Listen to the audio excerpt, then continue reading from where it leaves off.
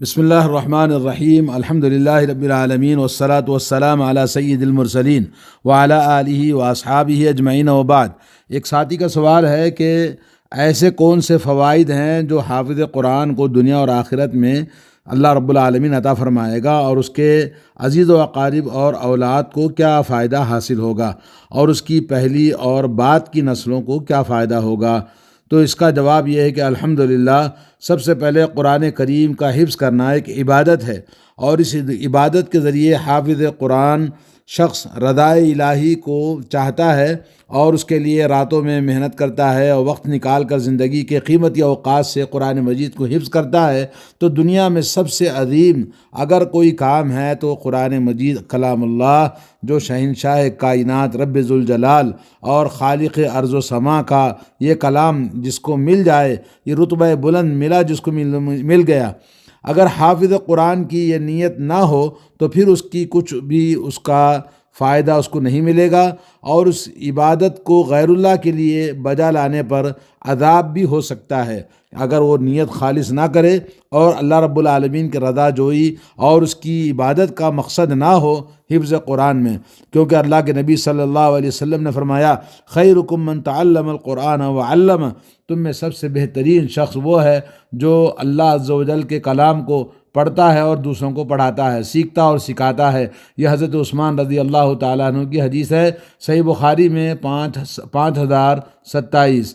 تو اللہ رب العالمین نے حافظ قرآن کے لیے بہت ساری خصوصیات رکھی ہیں اور اس کی فضیلتیں رکھی ہیں۔ سب سے پہلے نمبر 1، قرآن کریم کا حفظ کرنا ایک ایسے، جیسا کہ آپ نے سنا، اس کے جو فوائد ہیں، اللہ تعالیٰ نے حافظ قرآن شخص کو دنیا اور آخرت میں خصوصی امتیاز سے نوازا ہے، ان میں سے کچھ درج ذیل ہیں۔ نمبر 1، نماز کے امامت کے لیے اسے دوسروں پر ترجیح دی جاتی ہے، کیونکہ امام کے قابل وہی شخص ہے جو حافظ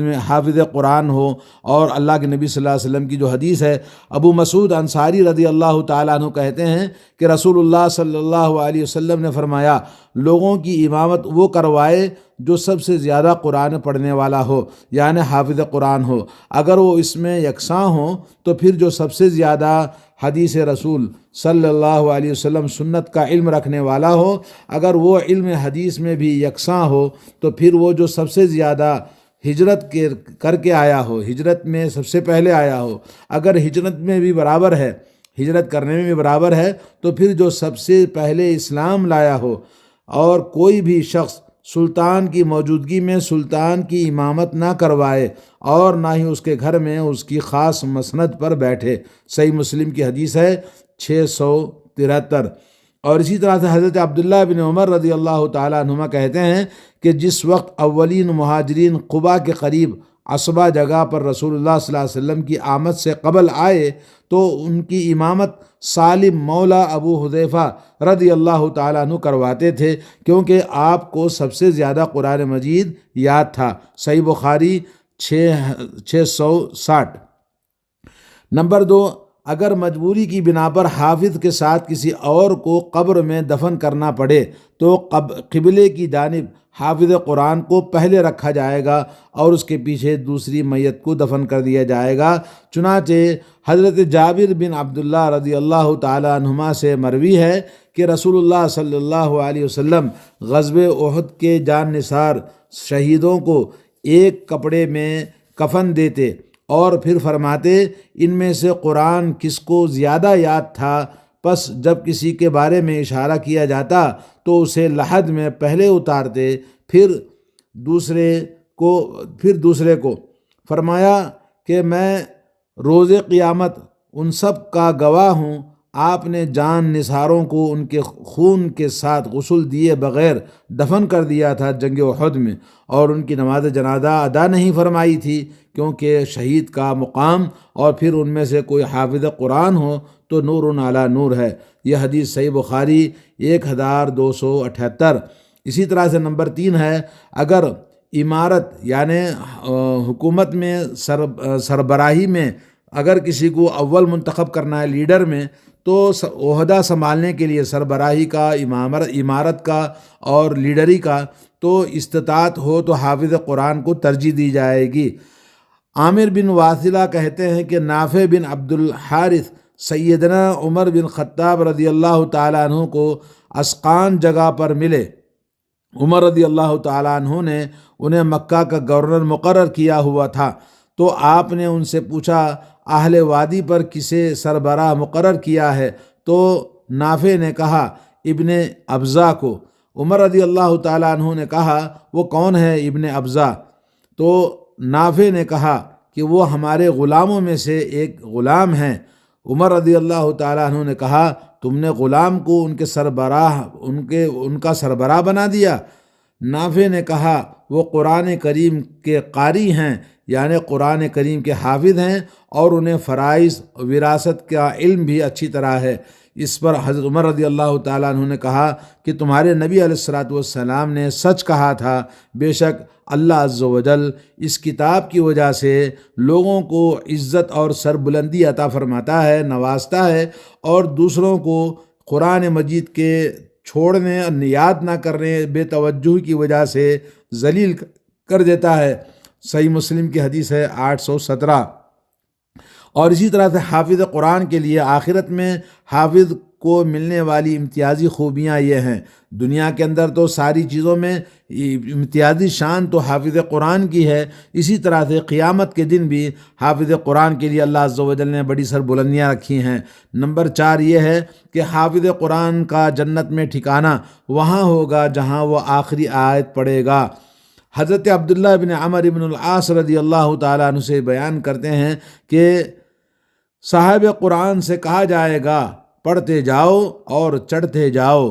جنت کے بلند مقاموں پر، نیز اس طرح ٹہر ٹہر کر پڑھو جیسے تم دنیا میں پڑھتے تھے، کیونکہ تمہارا ٹھکانہ وہیں ہوگا جنت میں جہاں تم آخری آیت پر پڑھو گے، یعنی اتنی منزلیں ان کی اللہ رب العالمین بلند کرے گا۔ یہ جامع ترمذی کی حدیث ہے 2914۔ امام ترمذی نے اسے حسن صحیح قرار دیا ہے، اور شیخ البانی نے بھی اس کو صحیح ترمذی میں حسن صحیح کہا ہے۔ نیز یہ روایت ابو داؤد کے اندر بھی موجود ہے 1464۔ اس حدیث میں پڑھنے کا مطلب یہ ہے کہ زبانی پڑھنا یعنی قرآن مجید کو حفظ کر کے حافظ قرآن ہو، اور وہ دنیا میں جیسے پڑھتا تھا ویسے ہی پڑھنے کو اللہ تعالیٰ فرمائے گا۔ نمبر 5، حافظ قرآن فرشتوں کے ہمراہ اپنے گھروں میں ہوگا، یعنی عائشہ رضی اللہ تعالیٰ عنہ سے روایت ہے، کہتی ہیں کہ رسول کریم صلی اللہ علیہ وسلم نے فرمایا اس شخص کی مثال جو قرآن پڑھتا ہے اور قرآن کا حافظ بھی ہے تو وہ نیک محرر فرشتوں کے ہمراہ ہوگا، کرامن بررہ، یعنی تحریر کرنے والے فرشتے جو اللہ تعالیٰ کے خاص فرشتے ہیں۔ اور جو شخص قرآن پڑھتا ہے لیکن قرآن پڑھنا اس کے لیے مشکل ہو جاتا ہے تو اس کے لیے دوہرا اجر اللہ تعالیٰ عطا فرمائے گا، یعنی قرآن کے حافظ کے لیے کرامن بررہ کے ساتھ میں ہوگا، اور جو آدمی پڑھنا نہیں آتا پھر بھی وہ کوشش کرتا ہے اور تھوڑا سا اپنی آواز کو یعنی اٹک اٹک کے پڑھتا ہے تو ایسے شخص کی بھی بڑی فضیلت ہے، جیسا کہ صحیح بخاری 4653 اور صحیح مسلم 798۔ تو دوستو دیکھا آپ نے کتنی بڑی فضیلت ہے۔ اسی طرح سے نمبر 6، اس معزز حافظ قرآن کو تاج اور مکرم لباس پہنایا جائے گا قیامت کے روز۔ حضرت ابو ہریرہ رضی اللہ تعالیٰ عنہ کہتے ہیں کہ نبی کریم صلی اللہ علیہ وسلم نے فرمایا قرآن کریم قیامت کے دن آ کر کہے گا پروردگار عالم اسے مزین فرما دے، اسے حافظ قرآن کو مزین فرما دے، تو اسے معزز تاج پہنایا جائے گا، تو اسے معزز تاج پہنایا جائے گا۔ پھر قرآن کریم کہے گا اے رب ذوالجلال مزید مزین فرما دے، تو پھر اسے مکرم لباس پہنایا جائے گا۔ پھر قرآن کہے گا یا رب اس سے راضی ہو جا، تو اس سے کہا جائے گا پڑھتا جا، قرآن مجید کو پڑھتا جا اور چڑھتا جا جنت کی منزلوں پر۔ پھر ایک کے پڑھنے پر اس کا حسن دوبالا ہو جائے گا، یعنی اس کا حسن اور زیادہ بڑھ جائے گا جب وہ قرآن مجید کو پڑھے گا اور منزلوں پہ چڑھتا جائے گا۔ یہ حدیث جامع ترمذی میں 2915 اور روایت کیا ہے، اور اسے کہا حسن صحیح۔ اور نیز البانی رحمۃ اللہ علیہ نے بھی اسے حسن صحیح کہا ہے۔ اور نمبر 7 یہ ہے کہ قرآن مجید کے پڑھنے والے کے لیے قرآن کریم اللہ تعالیٰ کے یہاں شفاعت کرنے کا اس کو حق دیا جائے گا، اللہ تعالیٰ اس کو شفاعت کرنے والا بنائے گا۔ حدیث ہے، امام بخاری رحمۃ اللہ علیہ نے ابو امامہ باہلی رضی اللہ تعالیٰ عنہ سے روایت کہتے ہیں کہ میں نے رسول اللہ صلی اللہ علیہ وسلم سے سنا ہے، آپ فرما رہے تھے قرآن پڑھو، کیونکہ یہ قرآن اپنے پڑھنے والوں کے لیے روز قیامت سفارش بن کر آئے گا، اور تم زہراوین یعنی سورۃ بقرہ، سورہ آل عمران پڑھو، زہراوینی، یہ روز قیامت آئیں گے، گویا کہ یہ 2 بادل ہیں یا 2 سائبان ہیں جو اڑنے والے 2 پرندوں کے جھنڈ کے مانند ہیں، یہ اپنے پڑھنے والے کے لیے تکرار کریں گے، تم سورۃ بقرہ کی تلاوت کرو، کیونکہ سورہ بقرہ کی تلاوت باعث برکت ہے، اسے چھوڑنا باعث حسرت اور ندامت ہے، اور اسے جادوگر اس کا مقابلہ نہیں کر سکتے۔ یہ حدیث صحیح مسلم کے اندر 804، امام بخاری نے اسے معلقاً روایت کیا ہے۔ دوسری بات یہ ہے، جب حافظ قرآن کے رشتہ داروں اور اولاد کے بارے میں ایک دلیل ملتی ہے کہ حافظ قرآن کے والدین کو 2 لباس پہنائے جائیں گے قیامت کے دن، جن کی قیمت دنیا و ما فیہا بھی نہیں دے سکتی، یعنی دنیا اور اس کے اندر کی تمام چیزیں ان سے زیادہ وہ قیمتی لباس ہوں گے، اس لیے کہ حافظ قرآن کے والدین نے اپنے بچے کو خوب محنت کے ساتھ پرورش کی اور اسے تعلیم دلوائی، چاہے حافظ قرآن کے والدین ان پڑھ ہی کیوں نہ ہوں، اللہ تعالیٰ پھر بھی ان کی عزت افزائی فرمائے گا۔ لیکن اگر کوئی اپنے بچے کو حافظ قرآن حفظ کرنے سے روکتا ہوگا تو وہ محروموں میں سے ہوگا، یعنی بدبخت، بدنصیب اور محروم ہوگا جو اپنے بچے کو حفظ قرآن کرنے سے روکتا ہے۔ اسی طرح سے آئیے، حضرت ابو ہریرہ رضی اللہ تعالیٰ عنہ سے روایت ہے کہ رسول اللہ صلی اللہ علیہ وسلم نے فرمایا، قیامت کے دن متغیر رنگت والے آدمی کی شکل میں قرآن مجید آ کر قرآن پڑھنے والے سے کہے گا، کیا تم مجھے جانتے ہو؟ میں ہی ہوں وہ جو تمہیں راتوں کو جگاتا تھا اور گرمی کے دنوں میں روزے رکھوا کر پیاس برداشت کرواتا تھا۔ ہر تاجر کے سامنے اس کی تجارت ہوتی ہے، اور میں آج تمہارے لیے میں بھی تاجر سے پیش ہوں گا کہ وہ حافظ قرآن کو دائیں ہاتھ میں بادشاہی دے گا اور بائیں ہاتھ میں سرمدی زندگی عطا فرمائے گا، اور اس کے سر پر وقار کا تاج رکھا جائے گا، اور اس کے والدین کو 2 ایسے لباس پہنائے جائیں گے کہ دنیا و ما فیہا بھی اس کے برابر نہیں پہنچ سکتے۔ تو والدین کہیں گے، پروردگار، یہ ہمارے لیے کہاں سے اتنے قیمتی اللہ نے ہمیں لباس پہنایا؟ تو انہیں کہا جائے گا کہ تم نے اپنے بچے کو قرآن کریم کی تعلیم دی، اس کے عوض اللہ نے یہ مقام تمہیں عطا فرمایا ہے۔ اس حدیث کو امام طبرانی نے معجم الاوسط میں روایت کیا ہے۔ اور اسی طرح سے حضرت بریدہ رضی اللہ تعالیٰ عنہ کہتے ہیں کہ رسول اللہ صلی اللہ علیہ وسلم نے فرمایا، جو شخص قرآن کریم پڑھے پھر اس کے احکام سیکھے، نیز اس پر عمل بھی کرے، تو اللہ تعالیٰ اس کے والدین کو نور کا تاج پہنائے گا، اس کے روشنی سورج جیسی ہوگی، اس کے والدین کو 2 ایسے لباس پہنائے جائیں گے کہ پوری دنیا بھی اس کے برابر نہ پہنچ سکے گی۔ تو والدین کہیں گے، پروردگار، اے رب، یہ ہمیں کس کے عوض پہنایا گیا ہے؟ تو انہیں کہا جائے گا کہ تمہارے بچوں کے قرآن مجید کے حفظ کرنے کی وجہ سے ہے، حافظ قرآن بنانے کی وجہ سے ہے۔ تو اللہ رب العالمین یہ مقام عطا فرمائے گا جنہوں نے اپنے بچوں کو حافظ قرآن بنایا۔ یہ دونوں حدیثیں ایک دوسرے کے حسن درجے تک پہنچ جاتی ہیں۔ اس بارے میں مزید بہت سارے اور بھی احادیث ہیں کہ جس میں ایک حدیث میں آتا ہے ترمذی کے اندر کہ اللہ رب العالمین 10 لوگوں کو جو